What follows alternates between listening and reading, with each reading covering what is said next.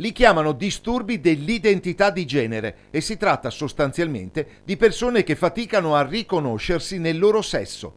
Il fenomeno è molto più antico di quanto si creda, anche se soltanto negli ultimi 30-40 anni se ne è cominciato a parlare in termini più scientifici che tristemente caricaturali. A Padova dal 2009 esiste un centro specializzato pubblico nella cosiddetta incongruità di genere e nell'arco di 14 anni sono state oltre 200, con un improvviso incremento negli ultimi tempi, le persone seguite in un percorso estremamente delicato che non necessariamente deve concludersi con il ricorso alla chirurgia.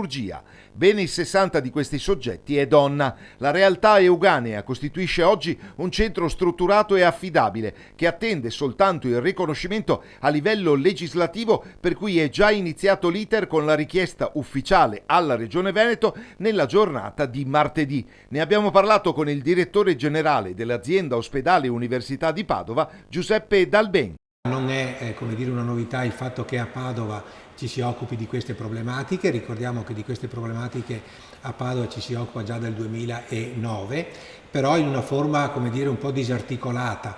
Qui si tratta, su indicazione appunto della Regione, di strutturare quello che già stiamo facendo in maniera appunto disarticolata, quindi far identificare ai veneti e non solo un centro che si occupa appunto della incongruità di genere. Ci stiamo lavorando, abbiamo presentato ieri in Regione il nostro progetto, perché questo era l'incarico che la Regione ci ha dato. Appena abbiamo il ritorno dalla Regione struttureremo formalmente questo centro, anche se, ripeto, è qualcosa che stiamo già seguendo da tempo. Dal 2009 qui a Padova sono state eseguite su questo tipo di problematiche 209 persone. Dobbiamo però intenderci cosa vuol dire essere seguiti. Ci sono diversi step, c'è il supporto psicologico, c'è il supporto appunto terapeutico della terapia farmacologica e poi c'è l'attività chirurgica, no?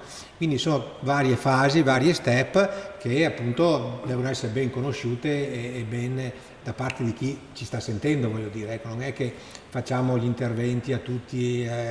È un percorso molto particolare, molto complesso, che va appunto attentamente seguito, ma numericamente molto limitato.